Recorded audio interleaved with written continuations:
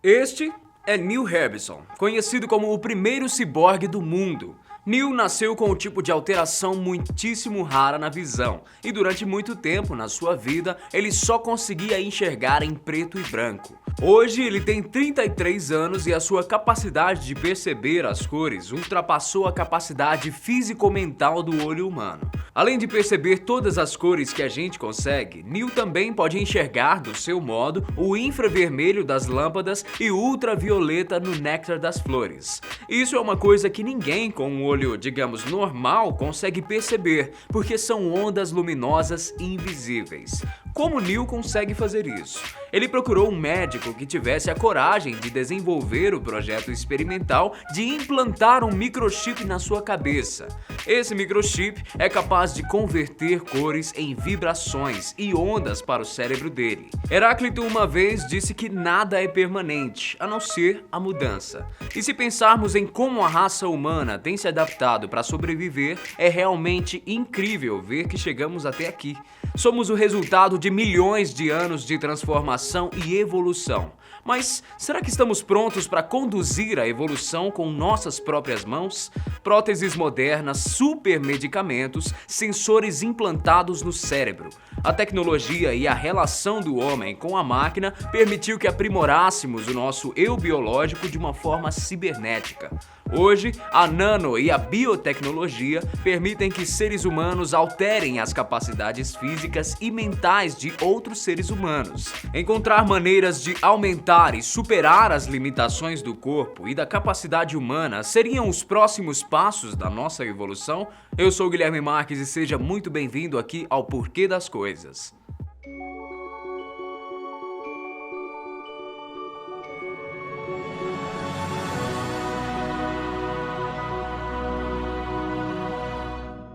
O nome do médico que realizou o procedimento em Neil Harbisson nunca foi revelado, mas ele transformou seu cérebro em um tipo de terceiro olho. Ele tem literalmente uma antena que sai da parte de trás da cabeça e termina em um sensor de fibra óptica na frente do seu olho. Esse sensor capta qualquer cor e traduz isso em vibrações sonoras captadas pelo microchip dentro da cabeça de Neil. Claro que o caso de Neil é só um entre vários casos de como nós estamos usando a tecnologia para transformar a seleção natural em algo muito maior que apenas adaptação. Nós também estamos criando adaptações e redefinindo a evolução humana, porque só deixar as coisas rolarem é um processo muito demorado. Nós produzimos uma nova geração a cada 35 anos em média.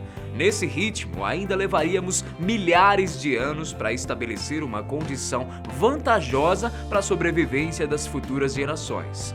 Com a tecnologia, nós conseguimos fazer o mesmo em um espaço de tempo muito menor. Isso pode ser ruim? Talvez. Não é como se a nossa genética fosse um rascunho ou algo que precisasse ser corrigido. Mas essa aceleração também pode ser a nossa salvação. Quer um exemplo? Existem pessoas expostas ao vírus HIV que nunca desenvolveram a síndrome da imunodeficiência adquirida, mais conhecida como AIDS. E como uma pessoa com HIV pode não ter AIDS? Isso não é novidade. Desde a década de 90, que pesquisadores de todo o mundo estudam casos de pessoas 100% imunes ao vírus. Os estudos revelaram que todas as pessoas do experimento têm um gene específico no DNA que eles chamam de HLA-B57. Esse gene tem a função de aumentar a produção de um tal de linfócito T, que nada mais é que glóbulos brancos que combatem infecções no nosso corpo. Então, as pessoas que têm esse gene produzem muito mais linfócitos que não deixam o vírus do HIV se desenvolver em muitos casos.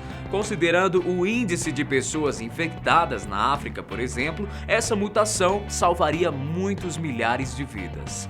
Esses estudos também são o caminho para controlar e criar um tipo de vacina com o objetivo de erradicar a doença. Isso quer dizer que, por mais que a tecnologia acelere os processos e antecipe certas transformações, ainda não conhecemos todas as capacidades do genoma humano. A evolução genética e a biotecnologia podem trabalhar muito bem juntas, como um tipo de seleção natural 2.0, digamos assim. Tem gente que aposta que nós já estamos vivendo o futuro, só não ainda o organizamos. E isso não é de todo mentira, se pensarmos que muito em breve não precisaremos esperar a evolução genética das gerações para corrigir algum eventual problema. Mas todas essas possibilidades exigem que nós sejamos, antes de qualquer coisa, responsáveis. A tecnologia ligada à evolução biogenética não deve jamais ser banalizada, porque isso pode causar impactos sociais muito grandes na nossa sociedade. Quer ver só? Não é de hoje que existe a história de que futuros pais têm a possibilidade de escolher a cor dos olhos e do cabelo de seus filhos, por exemplo. Só que estamos falando de futuro, de uma nova era. Uma era em que talvez a inteligência seja sinônimo de sucesso. Pois bem, os casais que desejarem ter filhos biológicos e optarem pela fertilização in vitro não só poderão escolher a cor dos olhos e cabelo, como também conseguirão identificar qual dos embriões tem a capacidade de desenvolver o QI mais alto. Seria ótimo poder garantir que sua prole possa desenvolver um nível de raciocínio mais alto que você. Isso deixaria algumas coisas um pouco mais fáceis para ele. Agora, imagine se essa fertilização in vitro para a escolha do embrião mais inteligente for feita por 10 gerações seguidas da sua família. Nossa evolução genética é cumulativa e o objetivo da tecnologia, além de acelerar os processos naturais, é fazer com que no futuro próximo as pessoas só herdem da gente aquilo que for bom. Possível ou não, isso pode ser perigoso. Sabe por quê? As teorias sobre a criação de uma raça ariana estariam muito próximas de se provarem verdadeiras e o impacto social que isso poderia causar não é nada que a gente consiga imaginar. A ciência já tem tecnologias nas mãos que são como editores de gene. Um experimento que já está acontecendo e que pode beneficiar muito a nossa saúde é a alteração genética de mosquitos para anular a transmissão do Zika vírus ou da malária, por exemplo. Uma superpopulação de mosquitos geneticamente modificados na natureza irão gerar mais mosquitos livres do vírus. Então, é só uma questão de tempo para que os transmissores sejam substituídos. De fato, nós já estamos vivendo a evolução do it yourself, do faça você mesmo. O próximo passo é uma evolução humana dirigida pelos próprios seres humanos. O próximo passo é tornar a ficção científica uma realidade. Um engenheiro molecular com formação em Harvard e no MIT, chamado George Church, disse algo muito interessante. Segundo ele, os cientistas deveriam prestar mais atenção nas mudanças que estão acontecendo na cultura de consumo, na linguagem humana e nos computadores, porque o futuro da evolução humana está ali. Já reparou o quanto as nossas mãos são pouco adaptadas para os gadgets e aparelhos que usamos todos os dias? A fusão do nosso corpo e da nossa mente com as máquinas é só uma questão de tempo para que esteja ao alcance de qualquer pessoa. Para se ter uma ideia, a palavra ciborgue já existe há uns 50 anos e foi criada justamente para definir o organismo híbrido meio humano e meio máquina. Assim como Neil conseguiu, através da medicina moderna, potencializar e superar as suas capacidades humanas, muitas outras pessoas estão indo atrás disso. Consegue adivinhar quantas pessoas já possuem dispositivos implantados nos braços para abrir portas e acessar o computador sem encostar um dedo em nada? Cerca de 20 mil pessoas. Parece pouco, mas esse é só mais um entre os muitos casos. Eles disseram que o objetivo de instalar esse dispositivo debaixo da pele é ser tão inteligente e eficiente quanto o ambiente computadorizado que o cerca. Nas palavras deles, ser um humano é bem interessante, mas ser um ciborgue te oferece infinitas possibilidades. E o famoso Dr. Kevin Warwick tá aí para poder provar isso. Ele é professor de cibernética numa universidade americana e ficou muito conhecido como Capitão Ciborgue.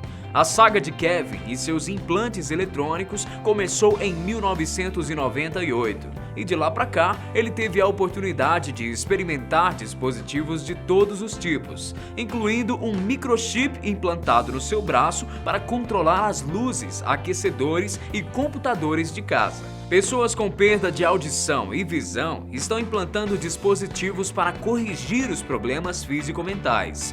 Milhares de pacientes diagnosticados com Parkinson possuem implantes para retardar e controlar os efeitos da síndrome. Tem até pesquisadores da Universidade da Califórnia que estão trabalhando em um dispositivo cerebral capaz de recuperar memórias perdidas.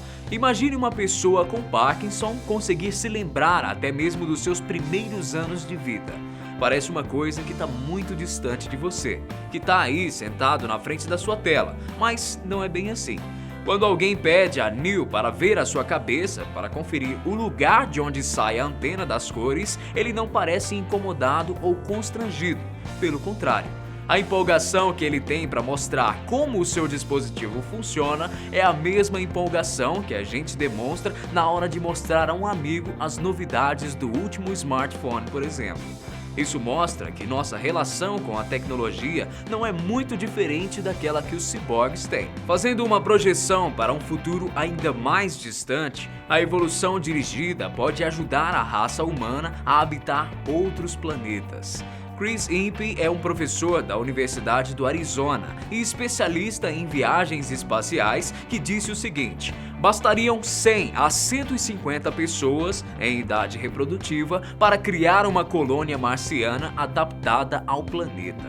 Com os processos evolutivos acelerados, conseguiríamos o resultado de milhares de anos de adaptação.